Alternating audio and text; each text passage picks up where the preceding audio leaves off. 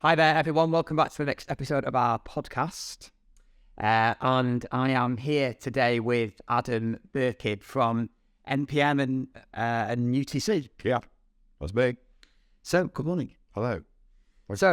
You're welcome. Thank you for inviting us. So, for people who are listening and watching, what I want to do is find out, first of all, a bit more about you. Obviously, you're a local chap. I am. Born and bred. Then we'll find out a bit about what led you to run this company. Yep. And what your real passion and talent is, which I know is music. Mm-hmm. And then we will talk about what you love to do around Northwich, the wider area where we all live. And then we'll cover off a few things about the business and the challenges that you face, that any small business owner faces. Sounds good. So it was your birthday. Well, it was your birthday due on Sunday, wasn't it? It was 2 days ago. I'm still a little bit jaded. We had a couple of drinks in Paynhurst. In my favourite local pub, the Powerhouse, yeah. Yes. And a few mates came out and had a drink, yeah. But I've grown up around here, so I know the area pretty well. Yeah. So you were born in Leighton, were you? It wasn't, no. I was born in London. Okay. I was born in East Dulwich in London, but I lived in London till I was 18 months old. Because my mum and dad are both from this neck of the woods. My dad's from Preston. Yeah. And my mum's grew up in Wilmslow. So they were always wanted to have a family up here. So I was first born when I was 18 months old. Decided to come and we moved to Knutsford. Right, okay. So I lived in Knutsford till I was 9. Okay. At which point we moved to a family home in Hertford on Beach Road. Yeah. And which is where I grew up. And lived there until I left home were gradually 19. Okay. So, do you have siblings? I do. I have a younger sister, Claire. Okay, Claire. She still lives in London. Okay. What's Claire do? She worked for a charity. Right. She's had a series of very cool jobs working in the Commonwealth, and also she's a translator and a linguist. And, okay. Has a series of jobs that were sort of human justice and environmental justice. Okay. And does Claire have any kids? No. So you've no nephews or nieces? No nephews or nieces, just 2 boys. Yes, of course. I know your 2 boys, isn't it? It's mental, isn't it? It's absolutely insane. Let's put got bags on the back. 2 businesses, two boys. Yeah, hence the coffee. Yeah, that's it. Yeah, I might as well have an intravenous drip of confidence. Okay, so born in London, moved up to Knutsford, then moved to Hertford. Yeah. I know your old family home. That was a lovely home on Beach Road there, just near Burrows Hill. Yeah, 3 or 4 doors up from Burrows. Yeah, okay. Yeah, it was a lovely home to grow up in. It was amazing. Went to Hertford High School. Okay. Well, I went to Hertford Manor. Was 9 when we moved here. So last couple of years of junior school, Hertford Manor. Under the infamous Ray Sharp, who was a legend locally here. Okay. It was amazing. Her teacher could just, trust her. She interrupted me. So he was amazing, and he sort of got us all way ahead of the game by the time we went to high school. So that's high school, we were like pretty well ahead on maths and English and all that kind of stuff. Went to Hertford High, and school really was for me. And I really enjoyed school, to be honest with you. I was always sort of looking for something outside of school that sort of ticked my boxes. Always been a really creative person. Rubbish at art generally, but like music always spoke to me. I was off photography and that kind of thing. So, So just backtracked slightly. So you went to Hertford High School. You had a good bunch of mates there. A small bunch of mates. Okay. Yeah. And what did you do in your sort of early teenage years then in and around Hertford? What were your number 2? Sailing.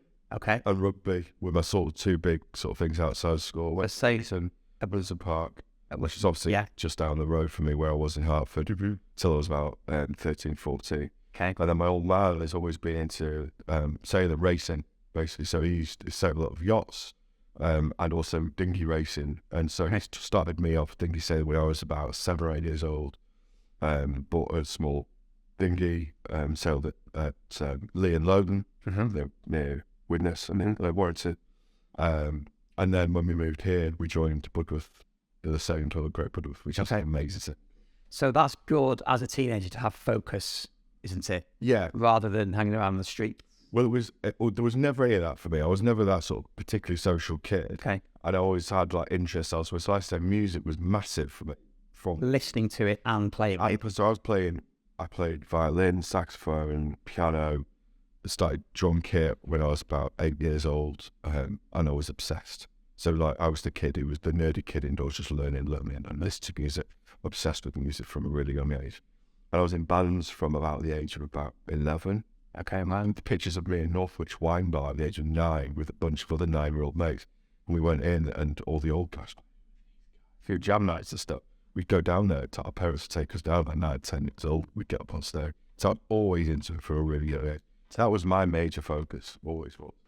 Okay, so Northwich Wine Bar, is that the bottom end of, was that the bottom end of Whitstreet? I can't remember what it is. There's now changed hands about 10 times. 10 times. It's the, you know what we call it? Yeah, and the Just play like it's by corner. Yeah. Yeah, so that was like... Oh, no, I do know the one you mean. Yeah, further around. And the ball of fire, I think, yeah. Yeah. Just on the end. But yeah, that was like an infamous night spot in the 90s. Yeah, wow. So we used to go down there. Oh, in fact, it was my drum teacher convinced my mum to let me go with him to the open eye night because he was running it. And he'd take his drum kit. He's like, you should go. Oh, what a great guy. And I was just like, that was me, addicted for life. I'm still there now, being on stage. Just love it. So how do you think, talking about Northwich and Hertford, how have you seen it change then if you've been here that long? What sort of changes have you seen around Hertford? And I think the main changes that come to mind are just the expansive growth of the area, generally speaking. I don't want to get my high horse or get all whingy and middle-aged about it, but, you know, lots and lots of new houses. The schools seem to have gotten a lot better. That's one thing. Yeah, Hertford High now is a top high school. It wasn't a great high school, okay, particularly. And Hertford was a bit of a mixed area. You had quite a couple of rough areas, and a couple of very affluent areas. Whereas now Hertford is very desirable. Everyone wants to live in Hertford because it's on the train line to London, it's on the train line to Manchester. It's great location, you've got great schools. Yeah. You've got great school, Hertford High, blah, blah. So that's a big thing, but I feel like it's so busy now. The traffic is always horrendous getting through it, and they need to invest in the infrastructure a little bit more. Yeah. Doctor's surgery is better. They do. Bigger schools, and schools are all so oversubscribed, trying to get us in the schools. Well, yeah, I mean, they must have, they built 500 houses in Hertford in the last 5 years. And what have they done to support that? Yeah. It's different somewhere like Whittington. Yes, because it helped. They've got that little village. Yes, And I know that not everyone's happy about that development because people are with development, but at least they've put in some infrastructure to support that additional population. And I think that's what it needs. But I do think it's become generally a more affluent area. I've always liked Northwich. It's an interesting place. It's obviously the confluence of two rivers, and that has a certain personality. The Dane and the Weaver come together. And so you've got this very sort of interesting town centre, which has got a lot of history and character about it. But then you've got all these satellite towns around it. Yeah. Ranging from Weaverham and Ruddy to Barnton, Davenham and Malton and Hertford. Yeah. And they've all got such different personalities, different feels. One could be really different to another. Yeah, that's true. I think it's quite unique. I can't think of that many places who have such diverse, satellite towns around the main town. No, it's a very popular place for people to move to, like you said, because you can commute. It's a run by cars. And that's one of the reasons motorways within 10 minutes. That's it. And that's one of the reasons I love this part of the world. I haven't always lived here. I was abroad for a couple of years. I lived in Manchester for a number of years. I lived in Altrincham or High Bars for a number of years. And it was only when we were pregnant with our second kid that we sort of needed a bigger house and all the rest of it. We were living in a 2 up, 2 down terrace. We were like, well, we need something bigger. Couldn't afford what we wanted in Hale and Altrincham. So it was like, well, how far out of Manchester do we need to come to get where we want? And it just logically ended up coming back to sort of where I grew up. It wasn't planned that way. It was also the fact my mum and dad have been dating. I was going to say, yeah. So just talk us through when you say we, who's the other half? So Rosie is my wife. We got to her in 2008, married in 2011. So she grew up in Hale. Yes, okay. So getting her out of Hale was quite an effort. She made me promise that if we moved, that if she so much as got the sniff that she wanted to go back within 2 years, then I had to sell it. You would do all you could then. I would make sure I was desperate to get out of that area. It wasn't healthy for us to be so close to everything she'd grown up with and all the rest of it. And it was really expensive. Yeah, of course. Yeah, it's much better value. Even now, it's not cheap in Dale, but it's much better value than Knutsford and Hale. Almost double the price for a full bedroom detached. And also, you'd never get the land. No, we got an amazing view out of the fields that way. You will not get that way. No, not unless you're paying a lot of money. Massive amount of money, yeah, exactly. And there's a different vibe about it, actually. Somewhere like Altrincham is very much sort of like looking in on Manchester. It's very much a suburb of the city. Yes. Everyone talks about Manchester, that's the city, and you're on the tram line and all the rest of it. Here, it's very sort of villagey. Yes. It's about Davenham. Yeah. People don't tend to go that far. No, but you're close if you want to, aren't you? But this is why I was... 20 minutes to Altrincham. Yeah, exactly. Yeah. 20 minutes to Altrincham, 40 minutes to most of the city centre. Yeah. Good day. A perfect, equal sort of distance to Liverpool. And as you say, the transport network, everything's just banging around here. Yeah. But better than that, for me, is the fact that an hour up the road, you're in the Lake District. Yeah. An hour east, you're in the Peak District. Yeah. An hour west, you're away. Yeah. Or on the coast. Yeah. I think it's the best place in the UK. Well, I agree. As you know, I grew up in Blackpool, and that's very much you sort of one road in, one road down. You kind of on a little peninsula. You are, so you can't. I think you've got a family up there. I did, yeah. Well, my dad grew up there. Preston. He grew up in Preston, then Blackpool. Right. Okay. And my grandparents lived in Blackpool for 55 years. Yeah. Wow. Well, that was sold only 2 years ago. So my granddad died. My nan moved down here. She was in Northwich. Right. Okay. So yeah, got strong connection with Blackpool. I was in Blackpool the whole time. A lot, yeah. But you can't get very quick. You've got half an hour to get out of the M6 before you can go anywhere. Exactly. Whereas here, you're so well connected to loads of whatever you want to do. Exactly. You wake up on a Saturday morning, the weather's nice. It's like, wait. Yeah. Nice. Yeah, that's for me. Aside from the convenience from like a work perspective, of being able to get about like Manchester, Liverpool, Chester, whatever. It's the fact that I can get away to it and go somewhere nice. Yeah. Okay, so now we're talking about this then, just talk me through what you do in your sort of social time, sort of in and around Northwich and the wider Cheshire area, what your favourite things to do. I don't do a huge amount of social time. I run 2 businesses and I've got 2 kids, so I do work long hours because I love what I do. To be honest, it's not that much of a chore. I do love it. But when I can, we tend to, me and Roseland love getting out and eating out and theatre, Manchester, going to cinema, that kind of stuff. We tend to go out quite a lot to Chester and so Altrincham. Okay. Because we spent 8 years living in Altrincham. Okay. We know Altrincham very well. We tend to have a lot of favourite restaurants. So talk me through some of your favourite restaurants at the market. There's a market, it's a large breakfast. Although I have to say, the new food market at Chester was better than the Altrincham one. Oh, I've not been. Whereabouts is that? It's where the old market was next to the town. Oh, all right. Yes. Oh, we opened in November. To the right as you're looking at it. To the land. If you come up the cathedral, you're on the square there, it's just open the right. Yes. Next to the playground. Yes, I know what you mean, yes. Absolutely awesome. Amazing artisanal independent suppliers, but they've also got a stage for like music. They've got like a whole sort of open sort of market area for morning breakfasts and all that kind of stuff, and then you've got this massive trestle seating area and some really cool shops there as well. I love Altrincham Market, but it's become a bit... It's very expensive. It is. Very difficult to get a seat. Yeah. It's a bit Instagram worthy, whereas actually used to be a bit kind of genuine. It did, yeah. I'm quite keen now popping into Chester. We'll try that. The other place, there's some amazing places in Altrincham as well. There's a little pasta place called Sugo. Yeah. It's probably our favourite restaurant. Not me. My brother-in-law and sister-in-law live in Altrincham. Well, we need to go. We've got to do. I think Alex, my wife, went. Let's read the mum, I think. And yeah, I believe it's very good. It's difficult to imagine how good a bowl of pasta can be. Yeah. Especially like 18 quid. Like, I could do that at home. Yeah. Can't. No. It's amazing. And I've had sushi at the Con Club. Con Club's decent. I know you like a bit of sushi. I love sushi. I wish we got sushi. Yeah, that's the thing we need. That's the thing when you come out into the country a little bit. You don't have that, I want sushi at 4 a.m. on a Tuesday, ability to call someone to deliver it to your door.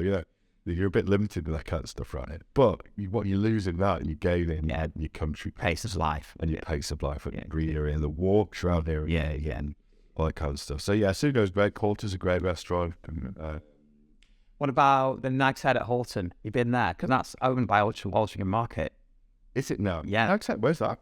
Halton, Burstow.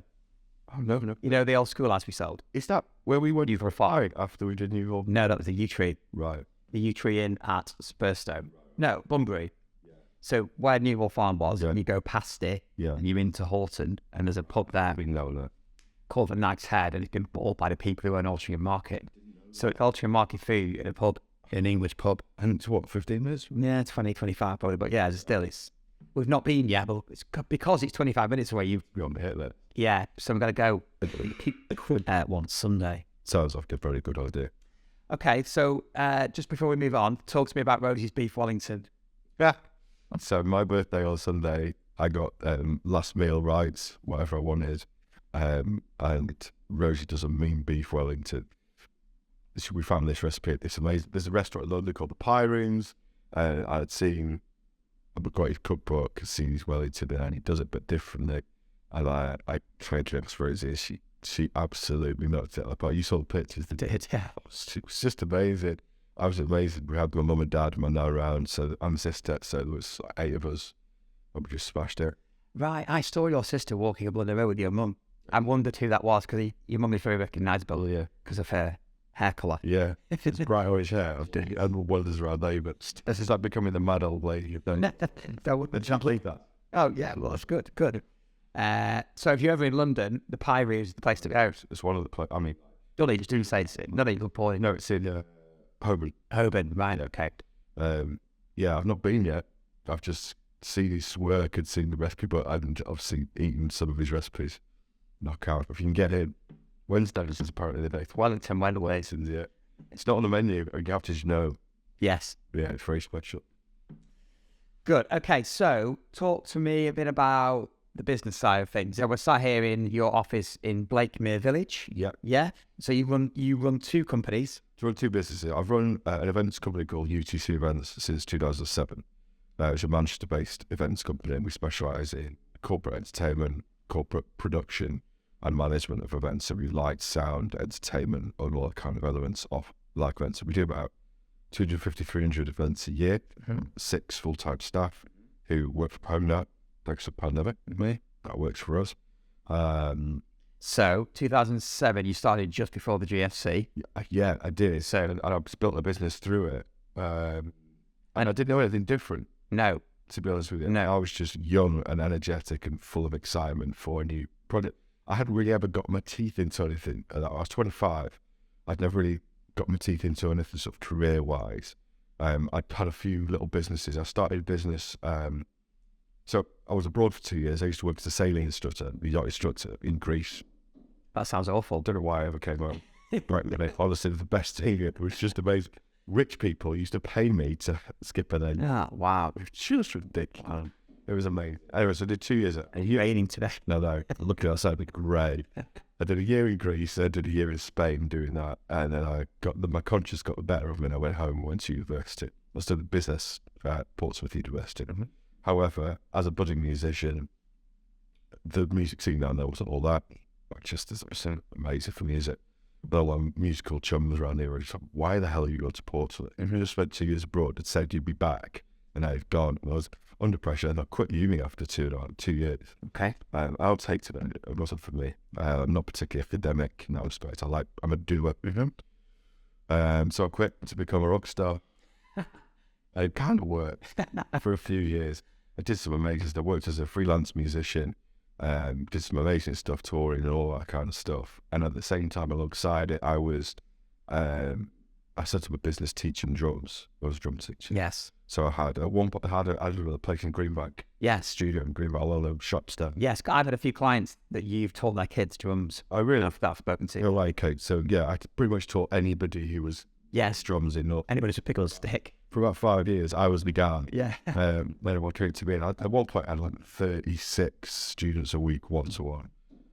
But you know what? Quite honestly, objectively, I'm not a teacher. No. And I want to do it. It's a certain type of person, isn't it? Teacher. Ultimate respect. I love you too. I really do. It's just not for me. No.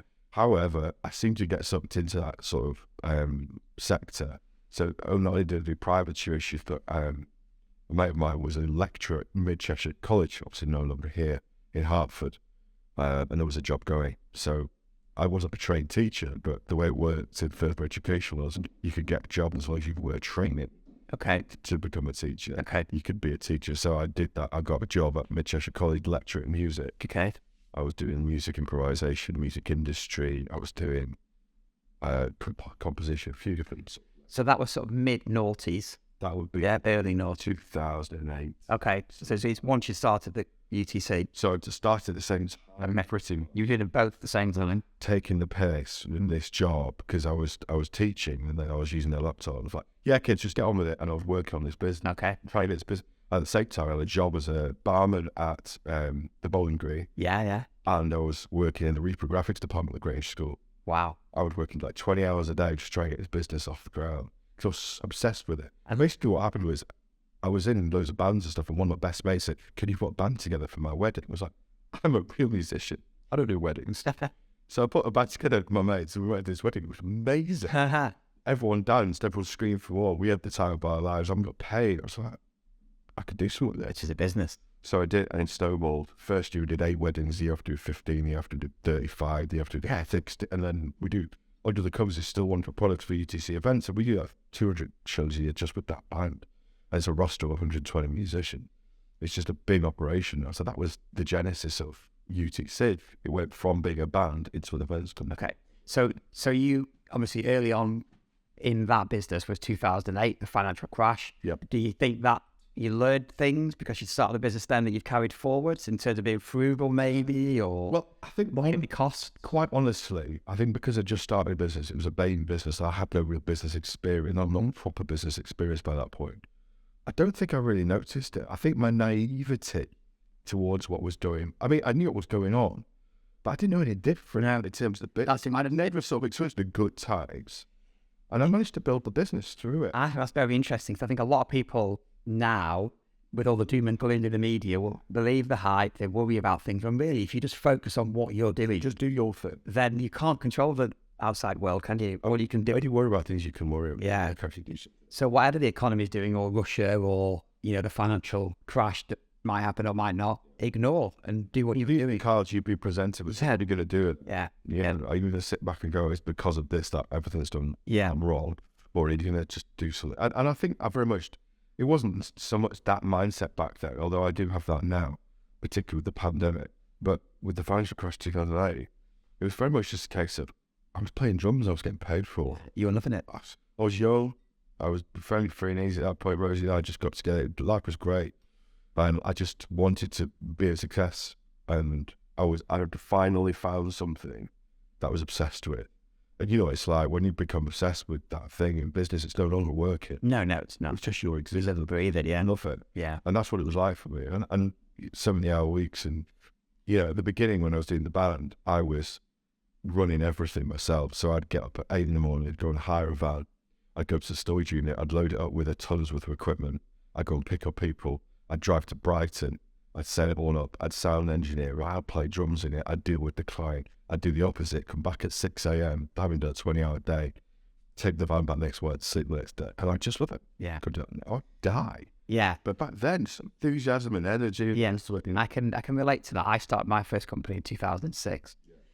I'm similar age to you. So I was the same the early couple of years with the worst financial crash in history, but you don't think like that at the time. Not when you're young and hungry. You don't. And also that the liability isn't True. You don't have kids. You might not have mortgage. lose your house. No, yeah. Or about Like, you're not in financial debt with the company. no. Like, So no one's saying be careless, but I think a lot of those things you can bring forward to now. don't believe everything you read. No. That is for sure. No.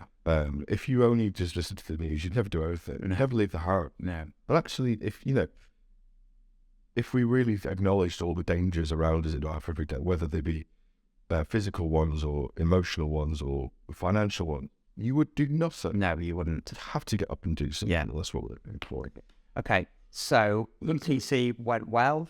The reason we know each other is through your media business. Yeah. So when did that all start? So basically what happened was I was always a bit of a hobbyist, a photographer, loved photography, but never did anything professionally other than going and sort of taking iPhone shots of the events that we were running.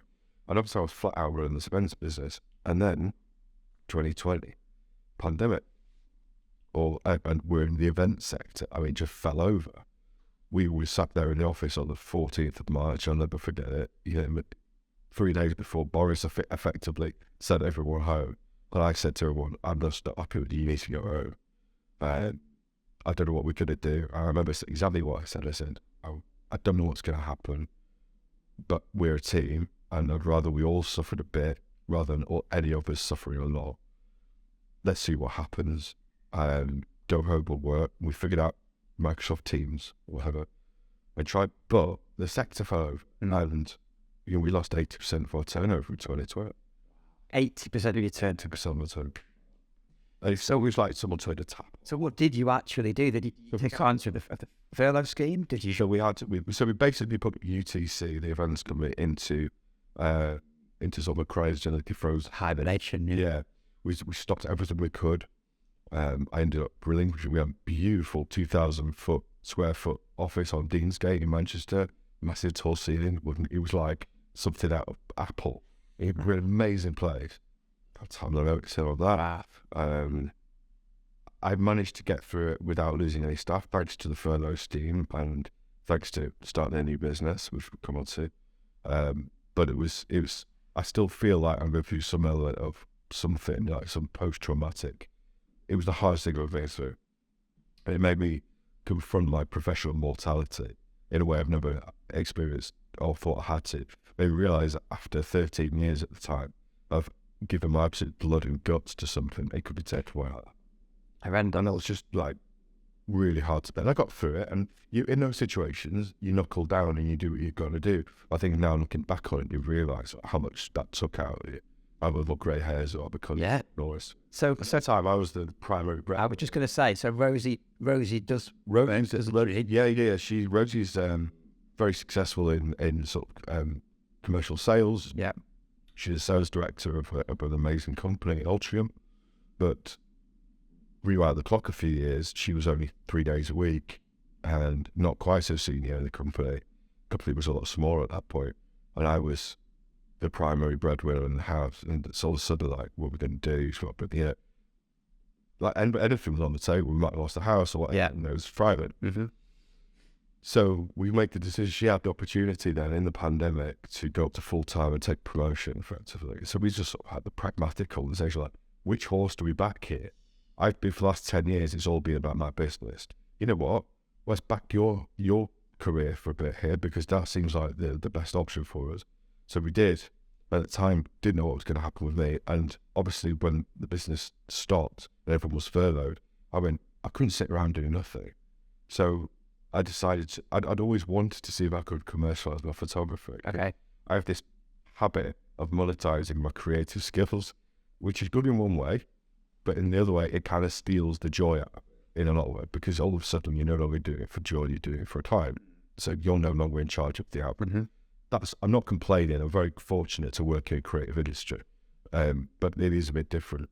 So anyway, I always wanted to monetize photography, and so that's what I did. And I started going and get commercial clients, because more than ever in the pandemic, people needed content because they no longer had a physical shop. Everything was online. They needed great marketing material, they needed promotional material. And we've become specialists in creating promotional material for businesses, whether it's marketing for ongoing services or just promotional material, case studies, whatever it might be. That's what we're really good at. And that's mainly because of my commercial experience in business, knowing what other businesses need. Yeah. Okay. Well, I can relate to. So whereas I think a lot of media specialists, they just think about the media. But I think what's unique about us is I've had 15 years running successful businesses. I know what businesses need. And I'm not interested in the private sector. I just want to work for businesses. Yeah. And Monday to Friday. I haven't worked at events for 7 years. Never been home in evenings and weekends. Yeah. For me, like, I'm 9 to 5 doing this. Yeah. So but for me, that is like a massive change. Yes. For kids. Yeah. For my wife. It's a game changer. So yeah, we started this. I started taking photos, and it was kind of a temporary fix at the time, something to earn some money whilst we didn't know what was happening with UTC. And then quite almost by accident, it's grown, and we have 3 staff members now. We're about to employ 4. We've got an amazing suite of services. We've got an amazing group of clients, and it's all going in the direction that I'm really happy with.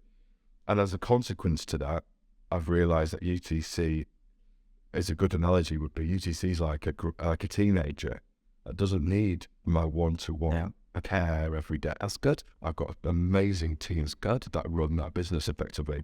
And, metaphorically speaking, I sort of stick my head around the door once a week and goes off the road. Yeah, that's good. That's a good business. One day a week I do on UTC effectively. Or the whole team actually come here on the third, because I don't work from home. So on Thursdays, the 6 was in here. Okay. We all work together. We don't have meetings in it. We can do that during the week on Teams. Yeah, okay. This is just for being together. Yeah, that's nice. Overhearing each other's conversations. Yeah. How's your dad? What's up? What do you do? Yeah. Forward to that. bond a team. That's all your Thursday. But the UTC effectively doesn't need me that much. So it's allowed me to do, and by contrast, MPM is like a baby or a toddler that needs my constant attention. And I'm really enjoying that role of going back to doing the creative thing that I started doing. Because with UTC, I started doing the creative thing. I was behind the drums every day, doing my job. And I managed myself out of that role to a point where I was sat at a desk pushing paper. Yeah. And I might as well doing any job. There's no point in a creative industry because you can become a millionaire out of a creative industry. But with MPN, I'm with a camera in my hand for a long time. Yeah. Less than I'd like to, but... Well, you know, Scott. We've got Scott, who obviously you know very well. Scott does a lot of the stories and content. And I'm jealous of the time he gets to go and do it. Being on the ground doing the stuff with the photos is what it's all about. And I'm working hard as we grow this business now to make sure I don't do the same I did with UTC and manage myself out of the fun. Yeah. I want to be a creative. I'm never happier than when I've got a camera in my hand or a pair of drumsticks in my hand. That's what I like doing. So I'm going to make sure that as this business grows, I think I'll put management and admin staff in place to allow me to still be part of creativity. Okay, so it sounds like it's going well. You must have some challenges like any small business owner does. Oh, 100%. I know it took you a while to find Scott, Yeah. for example. For finding someone with that skill set, I mean, I wanted a videographer, a great filmmaker, who was also a very competent photographer in a number of different disciplines, using flash photography, off-camera flash stuff, natural lifestyle stuff, working with people, portraits, product photography, real estate, all these different elements and disciplines that we do. Finding that, plus someone who's not a dickhead. No, yeah, he's a nice guy. It was my first employee for the company, and that first hire is just everything. That's your right-hand person. Yeah. I think I told you, I interviewed upwards of 25 people. Yeah, you did. Until I found Stock. I mean, Scott's amazing, great part of the team. And I'd say we're looking to find the next Stock. So who are the other two on the team? There's three on the team, you said. So there's Naomi, who does all sort of finance and admin, and then we've got Joel, who does all the podcast production. Okay. I don't think we've had neither. No, I've not. No, is this the podcast recording area here? Yeah, you can see just behind the camera, that's where we do all our podcast recording. It's a much more pro setup than my iPhone. Hey, whatever works. The great thing about podcasting, the entry level's pretty... Yeah, well, it's very, very easy. Do you know what I mean? I am the least tech person. People don't need to. I think that's right. We actually we recorded a podcast yesterday starting on talking about this very thing. So in fact, I'll show you this amazing new pizza kit, which you will love because it's not techy at all. But it's for podcasting and all sorts of on-site location. Okay. Amazing tech. Very, very cool. Very do. But what it does is it gives... Why shouldn't anybody else take a photo or of course. Podcast? Of course, yeah. And I think it's a good thing that this access point gets low. Or what it does do is the likes of me and Scott, who are media creators, it makes go, well, how do you differentiate? It makes something better than everyone else. Yeah. Just because everyone can do it doesn't mean can't do it well. No, of course. It's the same with photography. Well, I mean, you have a camera, but can you be a professional top-end photographer? Some of the photos you see, going the right move, you think could definitely depend with your iPhone. No doubt. Easily, couldn't you? We often sending some of the... We do, yes. Not full fun. No. Good, okay. Well, that was a very interesting chat, Adam. It was. It's been nice to find out a bit more about you. Well, there you go. You've got my life history. But yeah, I think your challenges, as you say, there are always challenges in business. Growing pains, particularly. Yeah. Small business. Yeah. How do you take that to a level? Yeah. It's getting first level. I'm going to say it's getting from 2 or 3 in the team to 8 or 9, 10. Yeah. Hell of a thing. It's a massive deal. And also, having been through that with your business and what that took out of me personally, I'm not sure that's quite what I want to do. No, you've got to ask yourself that question, haven't you? It's not a vanity. It's not like, I've got 10 people who work for me. No. It's just it can be.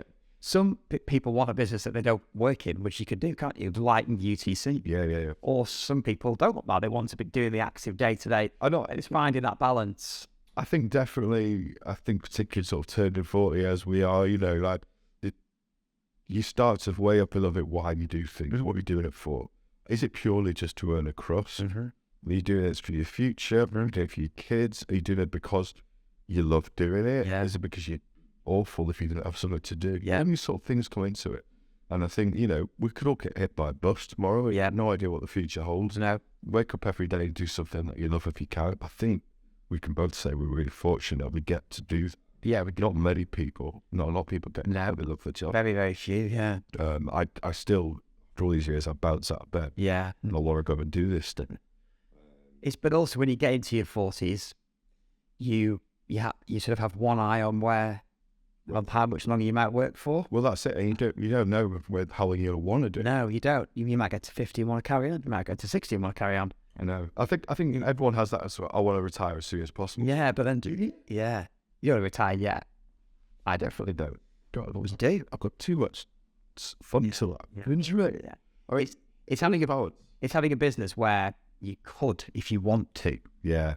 When you get to that stage, that'd be the nice thing. Yeah.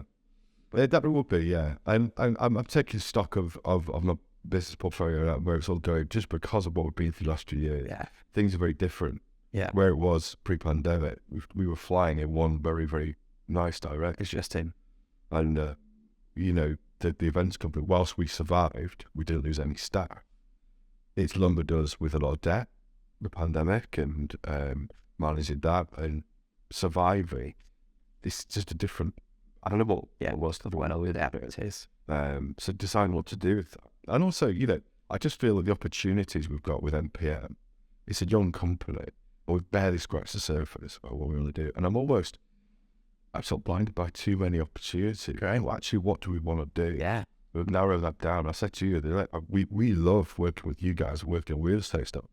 It's varied and we work with great people, and it's exciting trying to always push the boundaries and always do something new and be better than everyone else. That's I always get a kick out of them. Yeah. I don't want to be just another one. No. I want to be different. Yeah, you've also got to realise that people will copy. People are copying us now, and that's just flattery, isn't it? It's a compliment, but because of you've got to keep on evolving and do the next step. And we have chats, don't we, about how we move forward the media that we create. Yeah, we do. Yeah. So what's next? Yeah. How about this? How would this with this work? And that's how you always stay out of and consistency, isn't it? Well, yeah. That's where a lot of small businesses, well, even big businesses, fall down, don't they? You've got to do the same thing for every single client, every step. I think what's lovely, I think about the way the Stories market stuff as well, is that you don't even need to see the Stories logo to know it's a Stories. You just don't, and that's like consistency. Yeah. You know what the videos look like, what the photos look like, how the copy is, how you present, it's all down to one. And that's the team. That comes from the top, but it's the team that everyone executes it. Exactly. And that's like any other business. Yeah. Any other business. That's where the fun comes. Cool. Yeah. Great chat. Thank you. No worries at all. All right. That's great, yeah. Blended. Bye. Bye-bye.